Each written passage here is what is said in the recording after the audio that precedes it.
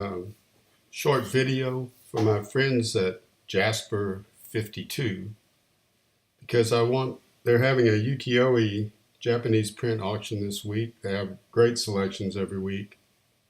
And I want you to be sure to appreciate these fine works of Japanese woodblock prints a little more than perhaps you have in the past. I'm using a application called RTI Viewer. It's open source software. Now, what I've done is I've photographed this print in a special manner, and the computer has stitched these images together. And what you're looking at is a actually three-dimensional picture of this Japanese print. I think it's by Kunachika, early 1800s. This is what most people see when they see a Japanese print, colorful print. If you know anything about woodblock prints, you know this is probably contains about 6 or 7 different colors printed on top of each other, a key block image. But with this application, I can move the light source around, and when I do that, I want you to see, you can begin to see some of the real subtle features. I'm going to enlarge the print so you can see it a little bit more. I'm up to about 72% enlargement now. And as I move the light around by way of computer, notice the embossing. Notice the fine, subtle embossing in the figure's cloak. See the weave of the paper. You can see some of the imperfections in this old print. But what is usually missed in these prints are all the craftsmanship that have gone in the creation of it, in particular the embossing. Now, if you didn't know it was there and you didn't have a way to look at it, you'd just think this was kind of like a comic in a newspaper. But it's much more than that. These very finely honed printmaking skills involved a team of people to put these things together, and it's just gorgeous if you look at these things. So what you're buying when you purchase these prints is not only just a fine piece of artwork, but you're also buying a piece of history, a piece of art history in the techniques that were used to create it.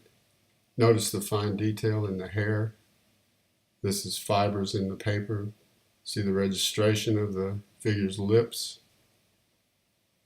It's just, I'm going to move this light source around a little bit more. You can see some of the creasing in the paper. Well, I mean, it's what, 100, 150, 200 years old.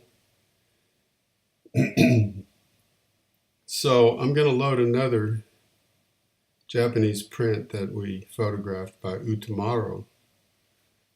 Show you some other nice aspects about this.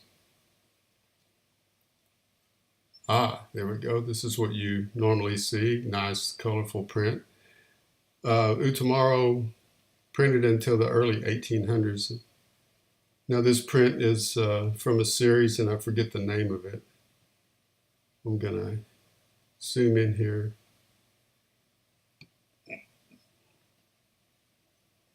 You've probably seen this print before.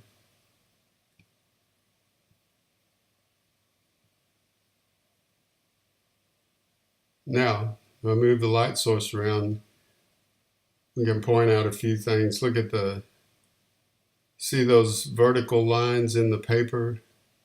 Those are called chain lines, which is one of the reasons I believe this print to be a fairly early printing, probably late 1700s, early 1800s. Why? Well, because the paper making techniques changed around the early 1800s, and suddenly the molds that were used to create the paper didn't have these chain lines any longer. So this is why I believe this print, one of the reasons I believe this print to be very early. What I wanted you to see here is notice the embossing in this figure's robe that she's wearing. So move it around. It gives the whole thing a three-dimensional quality. Can you imagine the skill required to put the embossing right in the right place? See the embossing even on the scroll that she holds in her left hand. Pretty amazing stuff. It's really beautiful. I'm really happy you have an opportunity to see these things, because I'm going to put this print up for auction at some point. And so when you see it there, I want you to have a better idea of what you're really getting.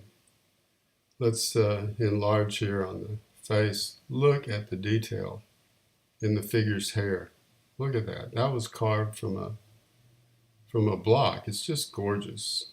Move the light source around here in different directions by way of a computer, and you start to see the three-dimensional quality in her hair. Part of her hair sort of stands up. This embossing carries over even into the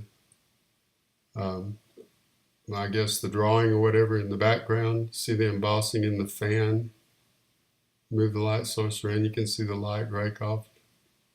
There's a small crease in the paper right here. Another reason I believe this is an earlier edition is because this imperfection only shows up in some of the earlier prints that I've studied, and I've seen about 30 examples of this print online in different collections. Very subtle colors. Now I'm sure some fading has gone on in this print, but it's just an absolute gorgeous print. Just amazing. Let's back off a little bit of it. Move this light source around so you can sort of see the embossing. Gives it a three-dimensional quality. She's contemplating something, perhaps writing something or something she's read or about to write. It's gorgeous. I think he knocked it out of the park on this one. Well, that's it. I hope you enjoyed this little excursion into RTI, reflective transformational imaging, and I hope you'll visit Jasper 52 for their weekly Japanese print auctions. And remember, when you bid on these things, you're really getting a fine piece of art history and a fine piece of artwork. Thanks. We'll talk to you soon.